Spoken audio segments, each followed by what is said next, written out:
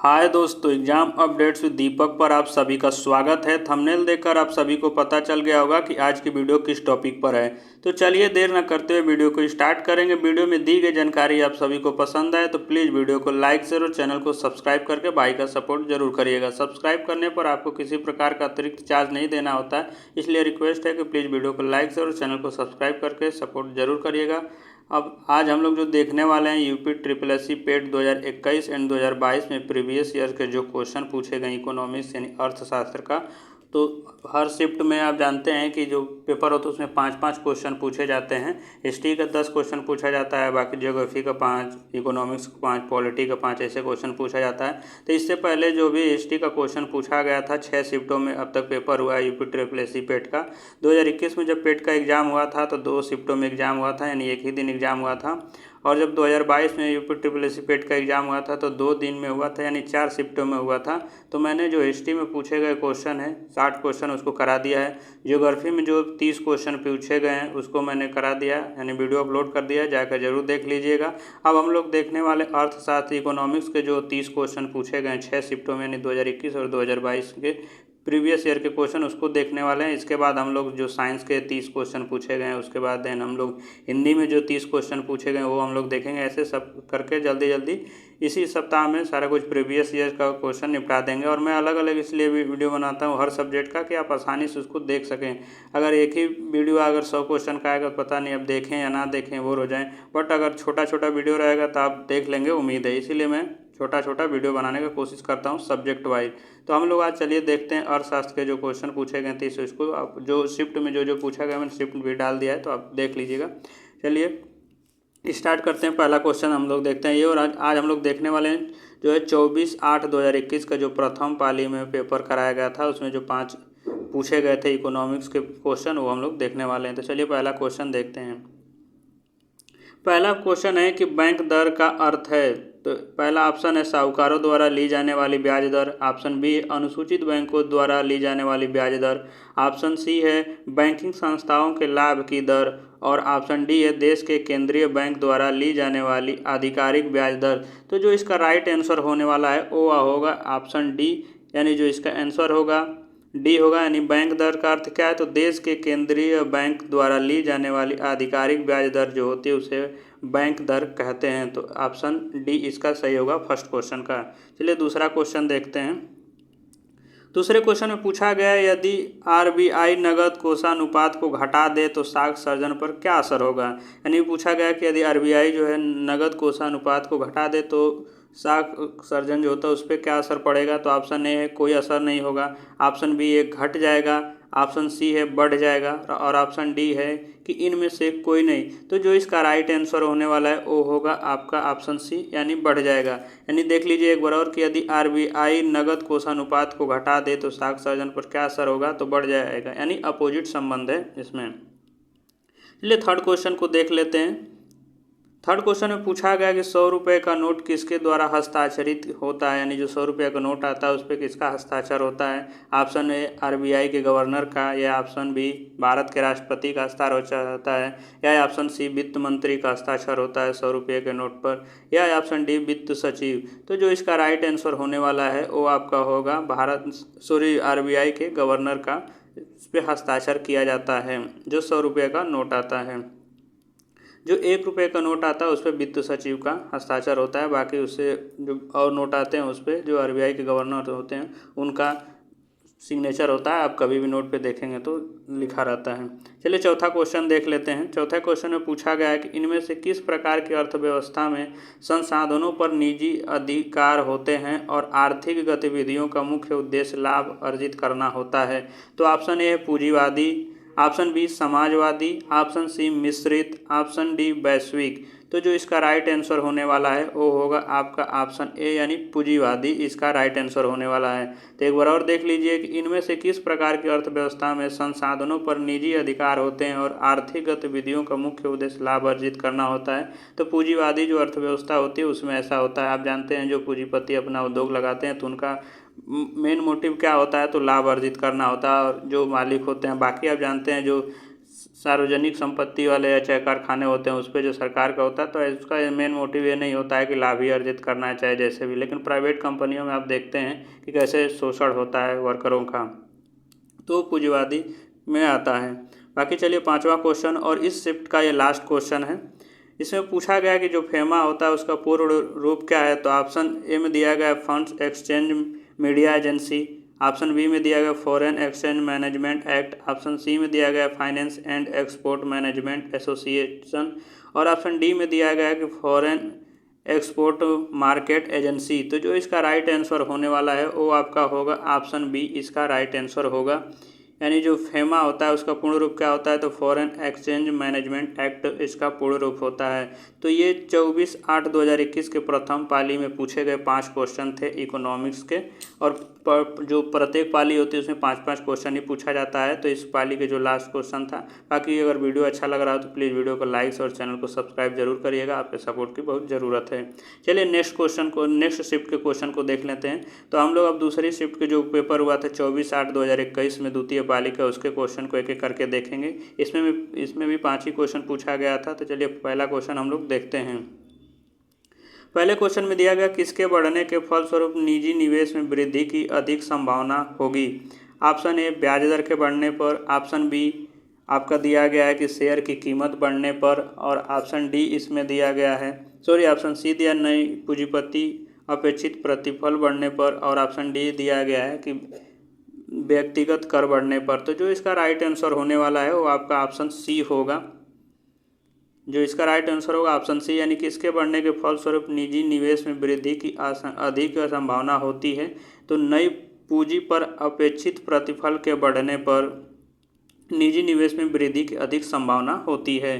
चलिए next question यानी दूसरा क्वेश्चन देख लेते हैं इस शिफ्ट का। तो इस शिफ्ट का दूसरा क्वेश्चन में पूछा गया है कि भारत की राष्ट्रीय आय का आकलन करने वाली संस्था का नाम बताना है।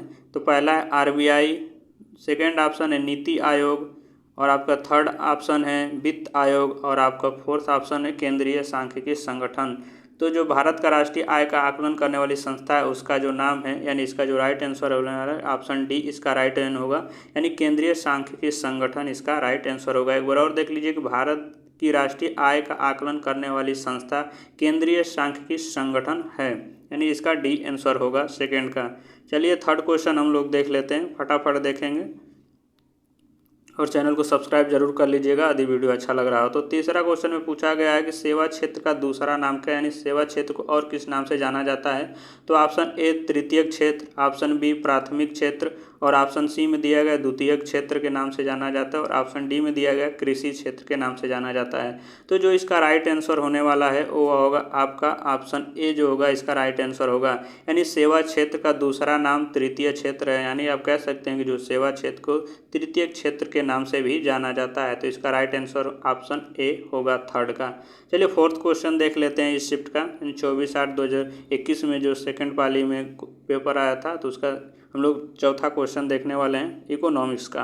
भारत में श्वेत क्रांति के जनक के रूप में किसे जाना जाता है। ऑप्शन ए में बलवंत राय मेहता को, ऑप्शन बी में दिया गया डॉक्टर वर्गीस कुरियन को, और ऑप्शन सी में दिया गया एम.एस. स्वामीनाथन को, और ऑप्शन डी में दिया गया है आपका नॉर्मन एडबर्ग का।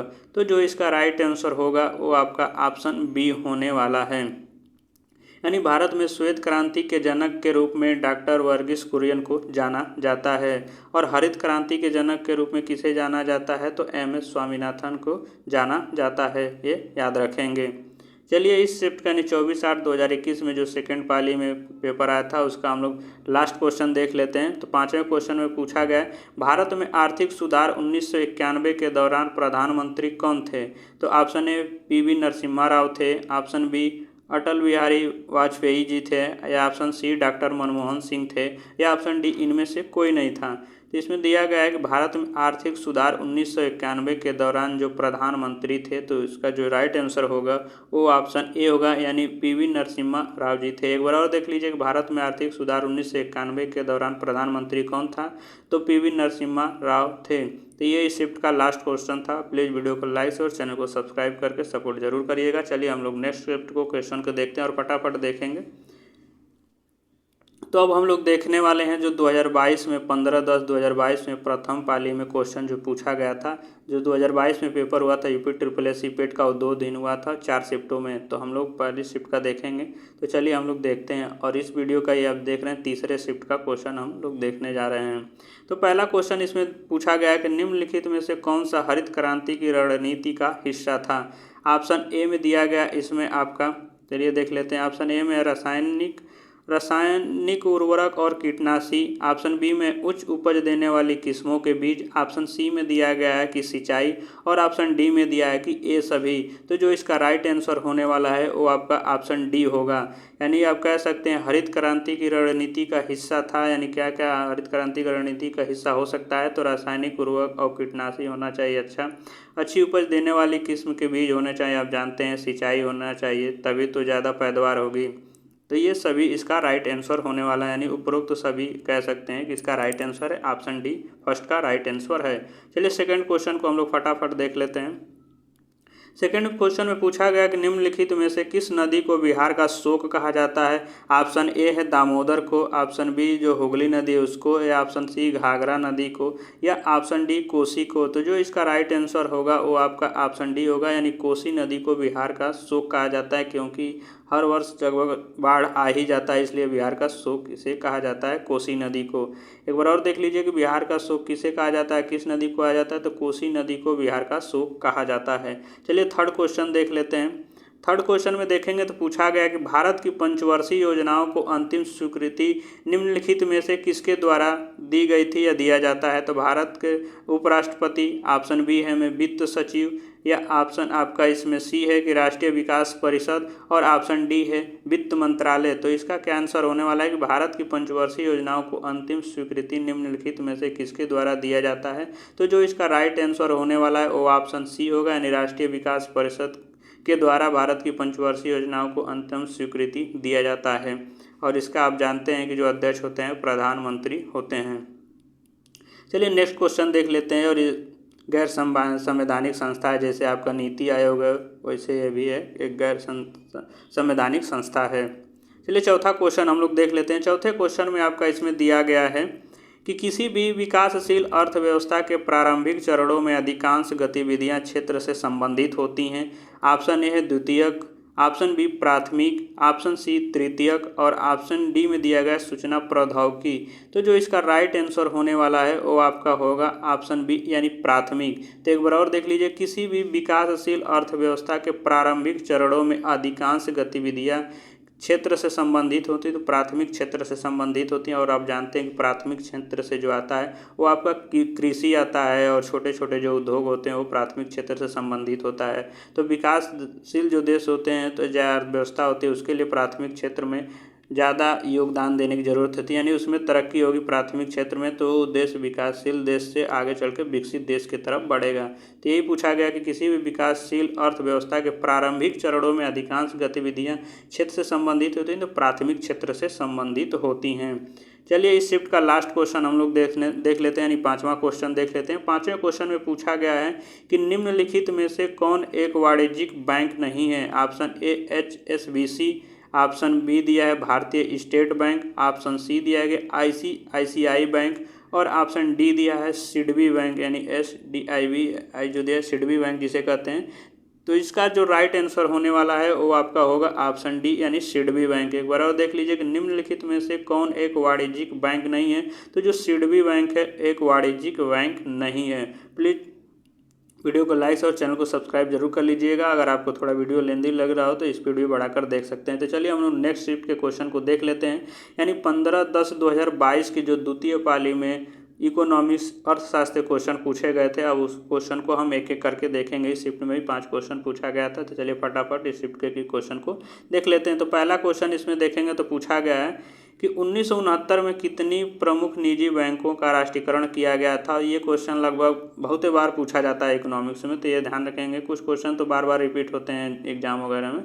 तो चलिए पहला ऑप्शन इसमें दिया है कि इनमें से कोई नहीं। ऑप्शन बी में दिया गया है, इसमें आप देखेंगे कि 12 बैंकों का राष्ट्रीयकरण किया गया था। ऑप्शन सी में देखेंगे तो बोला गया है कि 6 बैंकों का राष्ट्रीयकरण किया गया था। और ऑप्शन डी में देखेंगे तो बोला गया है कि 14 बैंकों का राष्ट्रीयकरण किया गया था। तो जो इस क्वेश्चन का ऑप्शन राइट है वो आपका डी है, यानी 14 बैंकों का राष्ट्रीयकरण किया गया था। तो एक बार और देख लीजिए कि 1969 में कितनी प्रमुख निजी बैंकों का राष्ट्रीयकरण किया गया था। तो 14 बैंकों का राष्ट्रीयकरण किया गया था। चलिए शिफ्ट के दूसरे क्वेश्चन को देख लेते हैं। दूसरे क्वेश्चन में पूछा गया कि 1991 के आर्थिक सुधारों के बाद खाली स्थान उद्योग विशेष रूप से सार्वजनिक क्षेत्र के लिए आरक्षित थे। ऑप्शन ए में दिया गया है आपका इनमें से कोई नहीं, ऑप्शन बी में परमाणु ऊर्जा उत्पादन, ऑप्शन सी में दिया गया है मेट्रो परिवहन और ऑप्शन डी में दिया गया है आपका संचार परिवहन। तो जो इसका राइट आंसर होने वाला है वो आपका होगा ऑप्शन बी, यानी परमाणु ऊर्जा उत्पादन इसका राइट आंसर होने वाला है। तो एक बार और देख लीजिए कि 1991 के आर्थिक सुधारों के बाद परमाणु ऊर्जा उत्पादन उद्योग विशेष रूप से सार्वजनिक क्षेत्र के लिए आरक्षित थे। तो इसका राइट आंसर ऑप्शन बी, यानी परमाणु ऊर्जा उत्पादन होगा और इसमें खाली स्थान था उसको आपको फिल करना था। चलिए थर्ड क्वेश्चन को शिफ्ट के देख लेते हैं। थर्ड क्वेश्चन में पूछा गया कि योजना आयोग के अंतिम उपाध्यक्ष थे। तो ऑप्शन ए श्री मोंटेक सिंह अहुलवालिया और ऑप्शन बी में दिया गया कि श्री आर.पी. सिन्हा और ऑप्शन सी में दिया गया श्री श्यामलाल घोष और ऑप्शन डी में दिया गया है कि श्री विनय कोहली। तो यानी बताना कि जो योजना आयोग हैं के अंतिम उपाध्यक्ष कौन थे। तो जो इसका राइट आंसर होने वाला है वो ऑप्शन ए होगा, यानी श्री मोंटेक सिंह अहुलवालिया इसका राइट आंसर होगा। आप जानते हैं कि जो योजना आयोग था उसको बदलकर नीति आयोग बना दिया गया है, ये ध्यान रखेंगे। 1 जनवरी 2015 को योजना आयोग को बदलकर नीति आयोग बना दिया गया। तो वही पूछा गया कि जो योजना आयोग पहले चल रहा था उसके अंतिम उपाध्यक्ष कौन थे। तो श्री मोंटेक सिंह अहुलवालिया थे और इसके जो अध्यक्ष होते हैं, चाहे नीति आयोग जो अब है उसके प्रधानमंत्री जो होते हैं वो अध्यक्ष होते हैं। ये गैर संस्थानिक एक संस्था है, किसी संविधान में इसका किसी प्रकार का उल्लेख नहीं है, ये ध्यान रखेंगे। इस शिफ्ट का हम लोग चलिए चौथे क्वेश्चन को देख लेते हैं। चौथा जो क्वेश्चन आपका पूछा गया है इसमें कि दिया गया है कि निम्नलिखित में से कौन सा क्षेत्र भारत का सबसे बड़ा नियोक्ता है। तो ऑप्शन ए प्राथमिक क्षेत्र, ऑप्शन बी चतुर्थ क्षेत्र, ऑप्शन सी तृतीय क्षेत्र या ऑप्शन डी द्वितीय क्षेत्र। तो जो इसका राइट आंसर होगा वो आपका होगा ऑप्शन ए, यानी प्राथमिक क्षेत्र। तो एक बार और देख लीजिए कि निम्नलिखित में से कौन सा क्षेत्र भारत का सबसे बड़ा नियोक्ता क्षेत्र है। तो प्राथमिक क्षेत्र जो है भारत का सबसे बड़ा नियोक्ता क्षेत्र है और प्राथमिक क्षेत्र में आप जानते हैं कृषि और छोटे मोटे जो उद्योग होते हैं वो प्राथमिक क्षेत्र से संबंधित होते हैं। और कृषि का तो आपको पता ही है कितना योगदान है भारत में जो अर्थव्यवस्था के क्षेत्र में, भली भांति आप इससे परिचित होंगे ही हैं भी। चलिए इस शिफ्ट के लास्ट क्वेश्चन को हम लोग देख लेते हैं फटाफट। तो इस शिफ्ट के लास्ट क्वेश्चन में पूछा गया है निम्नलिखित में से किस राज्य को हरित क्रांति के लिए भारत में आरंभ स्थल के रूप में चुना गया था। यानी जब हरित क्रांति की शुरुआत हुई थी तो किस राज्य को आरंभ स्थल के रूप में चुना गया था। तो ऑप्शन ए में दिया गया पंजाब को चुना गया था, या ऑप्शन बी में दिया गया बिहार को चुना गया था, ऑप्शन सी जो दिया गया आंध्र प्रदेश को चुना गया था, या ऑप्शन डी दिया गया है कि तमिलनाडु को चुना गया था। तो जो इसको राइट आंसर होने वाला है वो आपका ऑप्शन ए होगा, यानी पंजाब। तो एक बार देख लीजिए निम्नलिखित में से किस राज्य को हरित क्रांति के लिए भारत में आरंभ स्थल के रूप में चुना गया था। तो पंजाब को चुना गया था। तो इस शिफ्ट के ये लास्ट क्वेश्चन था और प्लीज़ वीडियो को लाइक और चैनल को सब्सक्राइब करके सपोर्ट जरूर करिएगा यदि वीडियो अच्छा लग रहा तो। चलिए फिलहाल अगले शिफ्ट के क्वेश्चन को देखते हैं। तो 2022 में जो दूसरे दिन क्वेश्चन पूछा गया था सेकेंड शिफ्ट में उसको हम लोग चलिए देखने वाले हैं। तो चलिए फटाफट इसको देख लेते हैं। तो इसमें दिया गया 16/10/2022 के प्रथम पाली का जो क्वेश्चन है उसको हम लोग देखेंगे। तो पहला क्वेश्चन इसमें दिया गया है कि निम्नलिखित में से किस अधिनियम ने बैंकों के राष्ट्रीयकरण के लिए शर्तें निर्धारित की थी। तो ऑप्शन ए बैंकिंग कंपनियां, ऑप्शन बी देखेंगे तो ऑप्शन ए में दिया बैंकिंग कंपनियां उपक्रमों का अधिग्रहण और हस्तांतरण अधिनियम 1970 का, ऑप्शन बी में भारतीय रिजर्व बैंक सार्वजनिक स्वामित्व में हस्तांतरण अधिनियम, और ऑप्शन डी में इसमें सी में दिया गया है बैंकिंग विनिमय अधिनियम, और ऑप्शन डी में दिया गया इनमें से कोई नहीं। तो जो इसका राइट आंसर होगा वो होगा आपका ऑप्शन ए। तो एक बार और देख लीजिए, थोड़ा लेंदी क्वेश्चन था कि निम्नलिखित में से किस अधिनियम ने बैंकों के राष्ट्रीयकरण के लिए शर्तें निर्धारित की थी, यानी किसके द्वारा शर्तें निर्धारित की गई थी। तो बैंकिंग कंपनियां उपक्रमों का अधिग्रहण और हस्तांतरण अधिनियम 1970 का है, उसके द्वारा ये शर्तें लागू की गई थी। तो इसका ऑप्शन ए सही होगा पहले क्वेश्चन का। चलिए दूसरा क्वेश्चन हम लोग देख लेते हैं। दूसरे क्वेश्चन में पूछा गया कि 1991 में नई आर्थिक नीति एनईपी के तहत उदारीकरण और निजीकरण की पहल का प्राथमिक परिणाम निम्नलिखित में से कौन सा था? तो ऑप्शन ए में दिया गया कि राजकोषीय नीति सुधार, ऑप्शन बी में दिया गया मौद्रिक नीति सुधार, ऑप्शन सी में दिया गया वैश्वीकरण और ऑप्शन डी में दिया गया इनमें से कोई नहीं। तो जो इसका राइट आंसर होने वाला है वो आपका होगा ऑप्शन ए यानी राजकोषीय नीति सुधार। तो एक बार और देख लीजिए 1991 में आर्थिक नीति एनईपी के तहत उदारीकरण और निजीकरण की पहल का प्राथमिक परिणाम निम्नलिखित में से कौन सा था? तो राजकोषीय नीति सुधार हुआ था। तो ऑप्शन ए इसका राइट आंसर होने वाला है। चलिए थर्ड क्वेश्चन को हम लोग देख लेते हैं इस शिफ्ट के। थर्ड क्वेश्चन में पूछा गया कि निम्नलिखित में से किसे भारत में हरित क्रांति का जनक कहा जाता है? Option A doctor Arun Krishnan, option B में दिया गया M S Swaminathan, option C में दिया गया वर्गीज कुरियन और ऑप्शन डी में दिया गया सैम त्रिपोदा। तो जो इसका राइट आंसर होने वाला है ऑप्शन बी होगा और आप सभी को इसका पता है क्योंकि ये अक्सर क्वेश्चन पूछा ही जाता है। तो हरित क्रांति के जनक के रूप में किसे जाना जाता है? तो एम एस स्वामीनाथन को हरित क्रांति के जनक के रूप में जाना जाता है। चलिए नेक्स्ट क्वेश्चन यानी चौथा क्वेश्चन को देख लेते हैं इस शिफ्ट के। तो इस शिफ्ट के चौथे क्वेश्चन में पूछा गया है कि स्थिरता के साथ विकास के उद्देश्य से निम्नलिखित में से कौन पंचवर्षीय योजना शुरू की गई थी? तो ऑप्शन ऑप्शन ए में दिया गया है आपका कि चौथी पंचवर्षीय योजना, ऑप्शन बी में दिया गया छठी पंचवर्षीय योजना, ऑप्शन सी है तीसरी पंचवर्षीय योजना या ऑप्शन डी है पांचवी पंचवर्षीय योजना। तो जो इसका राइट आंसर होने वाला है वो आपका ऑप्शन ए करेक्ट होगा यानी स्थिरता के साथ विकास के उद्देश्य से निम्नलिखित में से कौन सी पंचवर्षीय योजना शुरू की गई थी? तो चौथी पंचवर्षीय योजना का उद्देश्य था कि स्थिरता के साथ साथ क्या करना है? विकास करना है। क्योंकि हर आप देखें जो पंचवर्षीय योजना थे उनका कुछ लक्ष्य रखा जाता था और देखा जाता था कि उस लक्ष्य की प्राप्ति हुई है कि नहीं। तो उसके आधार पर ध्यान दिया जाता था कि कौन सी पंचवर्षीय योजना सफल रही, कौन सी विफल रही, ये आपको पता ही होगा। पंचवर्षीय योजना जरूर पढ़ के जाना चाहिए। अगर इकोनॉमिक्स में आप पढ़ रहे हैं तो पंचवर्षीय योजना जितनी है सभी को पढ़ के जाने चाहिए, उनसे क्वेश्चन बनते ही बनते हैं। चलिए नेक्स्ट क्वेश्चन और इस शिफ्ट के लास्ट क्वेश्चन को देख लेते हैं। तो इस शिफ्ट के लास्ट क्वेश्चन आपका है कि निम्नलिखित में से किसमें व्यक्तियों या व्यक्तियों के समूह के सवालों व्यवसाय शामिल हैं? तो ऑप्शन ए है सार्वजनिक क्षेत्र, ऑप्शन बी राज्य के स्वामित्व वाले क्षेत्र और ऑप्शन सी दिया है निजी क्षेत्र और ऑप्शन डी दिया है कि इनमें से कोई नहीं। तो जो इसका राइट आंसर होने वाला है वो आपका दिया गया है कि ऑप्शन सी इसका राइट आंसर होने वाला है। निम्नलिखित में से किसमें व्यक्तियों या व्यक्तियों के समूह के सवालों व्यवसाय में शामिल होते हैं? अब जानते हैं जो निजी क्षेत्र होता है उसमें लाभ ही लाभ कमाने का मोटिव रहता है, चाहे वर्करों के साथ जो इसे दिक्कत परेशानी हो बस उनका मोटिव कम देखते हैं। जो प्राइवेट सेक्टर में कंपनियों में काम करते हैं लड़के या चाहे कोई भी एम्प्लॉय, तो कितना दिक्कत होता है, कम सैलरी पर ज़्यादा काम करना पड़ता है। तो निजी क्षेत्र का ये उद्देश्य होता है कि ज़्यादा से ज़्यादा प्रॉफिट कमाना। चलिए लास्ट शिफ्ट के क्वेश्चन को देख लेते हैं। 2022 में जो पेपर हुआ था 16/10/2022 के द्वितीय पाली में, तो इस शिफ्ट के देख लेते हैं और इस वीडियो के लास्ट शिफ्ट का क्वेश्चन है। तो चलिए फटाफट देख लेते हैं और वीडियो अच्छा लग रहा हो तो प्लीज़ वीडियो को लाइक और चैनल को सब्सक्राइब करके सपोर्ट जरूर करिएगा भाई का। चलिए फिलहाल पहले क्वेश्चन को देख लेते हैं। तो इसमें खाली स्थान भरना है।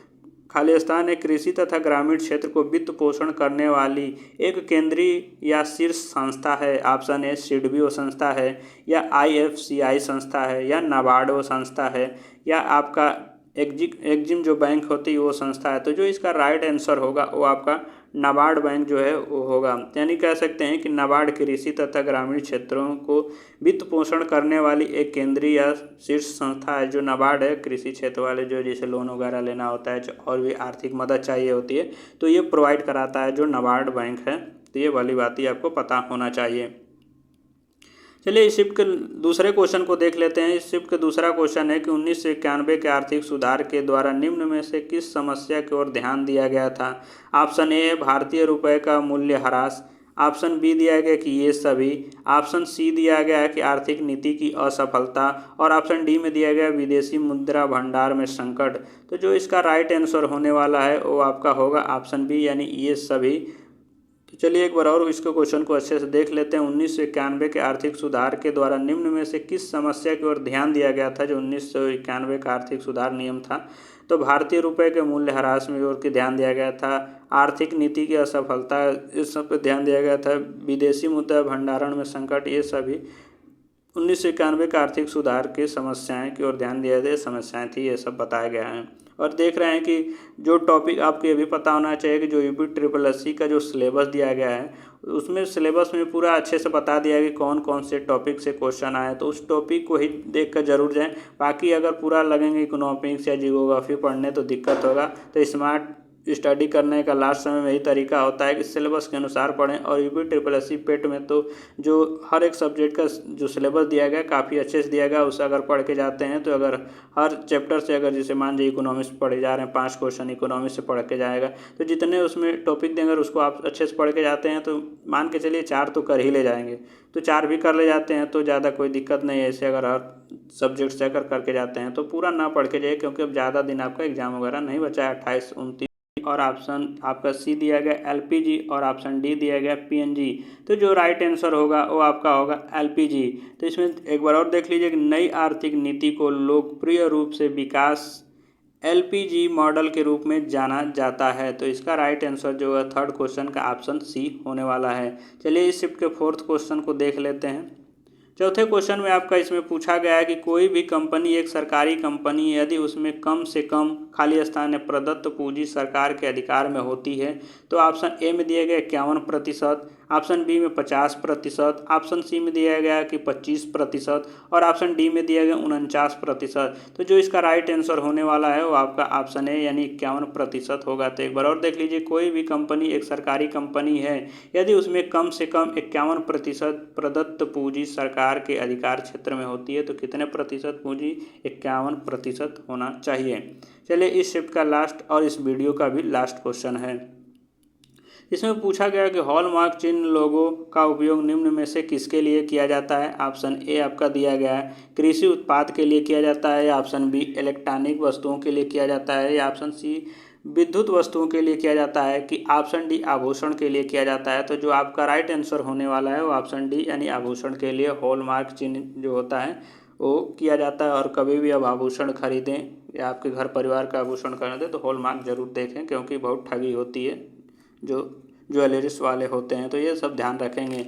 तो ये आपका था जो यूपी ट्रिपल एस सी पेट के क्वेश्चन थे, प्रीवियस ईयर्स के क्वेश्चन 2021 और 22 में 6 शिफ्टों में जो क्वेश्चन पूछा गया था। और प्रत्येक शिफ्ट में आप जानते हैं कि 5 क्वेश्चन पूछा जाता है, तो 30 क्वेश्चन हुए 6 शिफ्टों का। तो हम लोग एक एक करके बारी बारी से हर शिफ्ट के क्वेश्चन को देखे हैं और उम्मीद है कि आप सभी को वीडियो पसंद आया। अगर वीडियो पसंद आया तो प्लीज़ वीडियो को लाइक शेयर और चैनल को सब्सक्राइब करके भाई का सपोर्ट जरूर करिएगा।